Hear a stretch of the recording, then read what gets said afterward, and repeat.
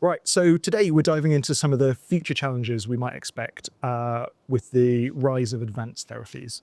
Much of the discussion to date has been around scaling up the manufacture of these Yeah. therapies. And today I actually wanted to talk about the sort of next step in the chain, thinking about how some of these therapies are going to be delivered to patients.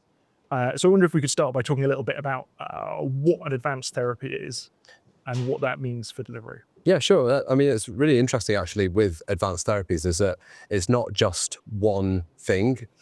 There's a definition of advanced therapies, which is genes, cells, or tissues delivered as a medicine. And so each one of those has its own challenges related to the delivery. So if you think about cells or cell therapy, you might be worried about shear on the cells and the viability and how that might affect the effective dose that goes in. With nucleic acids, you might be worried about degradation or how it actually gets incorporated intracellularly. You could do things with the delivery that impact that as well. So it's interesting thinking about exactly what advanced therapy you're talking about impacts on the delivery as well. That makes a lot of sense. And if we're looking at sort of the current state of the art in this field, for the advanced therapies that are already on market, what do they look like at the moment? Yeah, so the advanced therapies that are currently on the market fall broadly into two camps. So you've got CAR T therapies, which are a type of modified cell. Actually, the delivery of that looks quite like a blood transfusion. So you'll have collected the blood, you'll have transformed the cells, and then you'll be reinfusing the patient. Interesting there, you've got to look out for the immune response because the cells themselves are immune cells, but they can actually start to kick in the immune system to go hyperactive. So you may need to immunomodulate alongside the delivery. With some of the nucleic acid-based therapies, viral vectors is the main way that we get nucleic acid therapies into patients. So that's the kind of delivery vehicle. It's a viral vector. That's the other class of approved therapies on the market. And what you're thinking there is actually there can potentially be immunogenic response to the viral vectors themselves. So, for example, an AAV, you can have an immune response against the AAV, which makes it less effective. So what you're trying to do there is come up with alternatives that might not have such a large immunogenic response. And what you can do on top of that is actually add targeting too. So not only are we delivering these through an IV, but we're actually trying to localize the therapy to the target tissue of interest within the body. That's it, yeah, or help it to find the cancer cells within the body as well. Sure. That's kind of what essentially these advanced therapies sort of have in common. They are very much tuned to targeting the cell of interest or enabling the biological mechanism or biological mode of action that they're actually designed to do. And so with something like a cell therapy, if we're delivering immune cells back into the body, there's an element of sort of built-in targeting to start with. If we're looking for some of the other classes, is there a need for that to be more precisely targeted again to the localized tissue? Yeah, so the CAR T is an interesting example of where we think about where the field is going to go next. So CAR T is very much, at least the on-market therapies are very much about leukemias or blood-based hematological cancers. And that means that systemic delivery and systemic response. But if you're looking at things like solid tumors, it's not necessarily the case that your therapy is actually going to reach the tumor itself. So you might need to give it a little bit of additional help. You might need to do some preconditioning to make the tumor hot.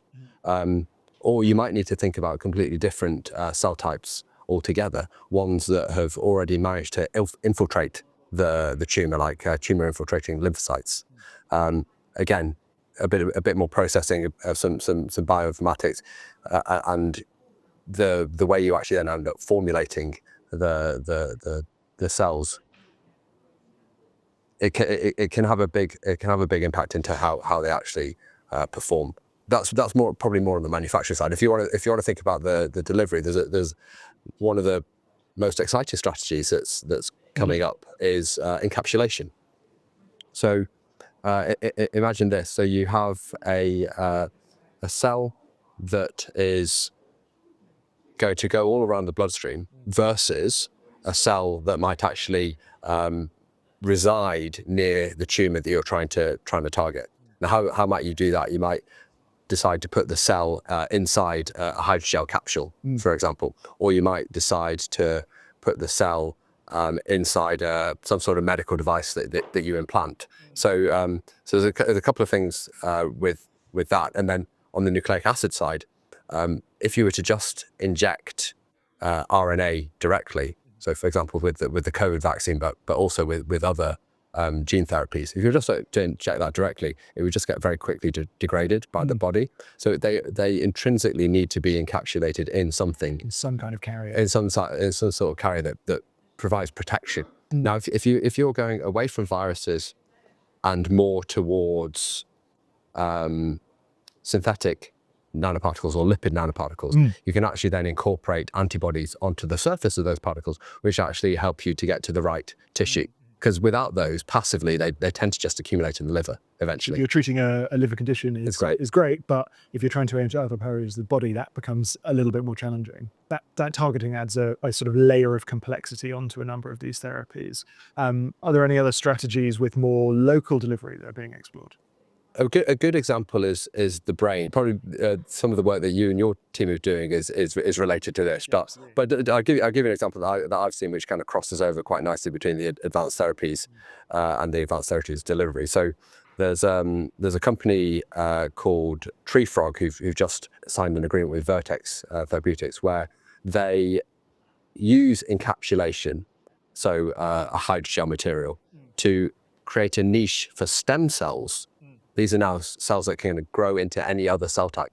Stem cells to turn into neural cells that you can actually then use in treating neurological conditions.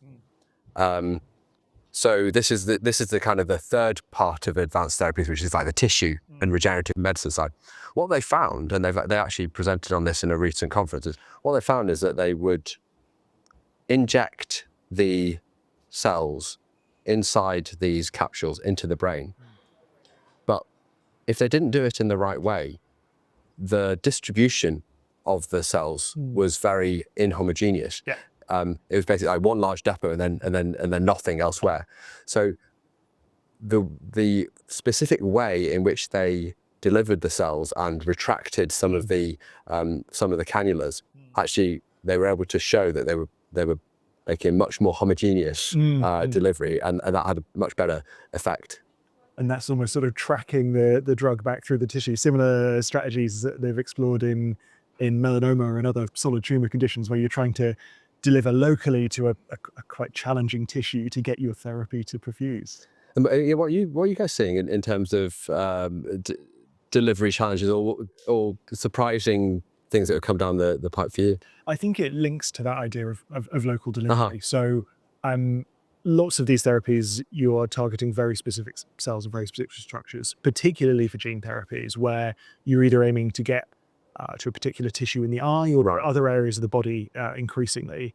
And that necessarily lends itself towards either employing a strategy where we're delivering systemically with some type of targeting vehicle, or these more local delivery strategies. And they're some of the areas that we're seeing really exciting developments in, because of some of the challenges that are very hard to achieve in the biology, actually from a mechanical perspective, can be not incredibly straightforward, but much more straightforward than trying to do it purely in the biology and the chemistry. And I think that's kind of combination is unlocking some really exciting new treatments. So people are looking at how can we, like you say, access the brain, but using other means to introduce the therapy. Crossing the blood-brain barrier is notoriously difficult. Yeah. So technologies such as focused ultrasound that allow that to be disrupted are particularly exciting.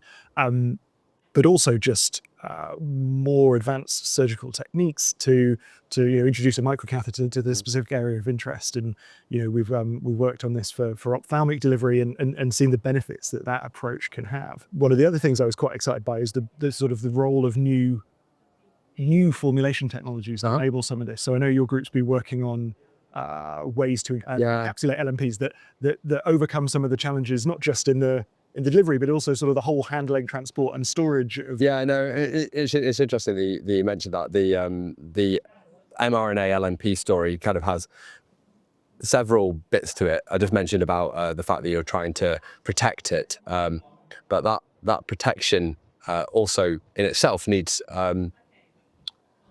to impart some form of stability when you store it.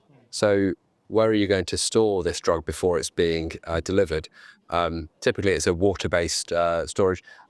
Even that in itself can degrade mRNA. It's quite an unstable molecule. So it's a very, I mean, it's an interesting nanomaterials problem, is how do you create a polymer nanoparticle that self-assembles with mRNA and eliminates all the water from the core. You can do that, but still not quite enough. If you want to store it in aqueous, you still need to handle it at -70, all the way along the chain, from kind of the manufacture, freezing, the storage, the transport.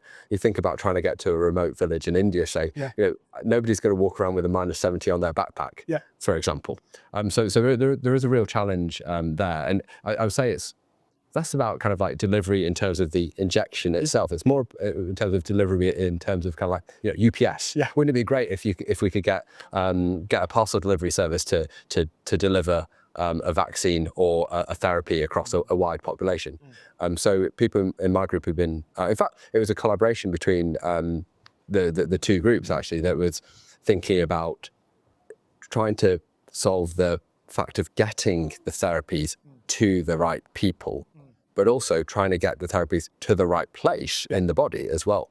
And the idea that we came up with was that you would be able to dry droplets of mRNA lipid nanoparticle containing material.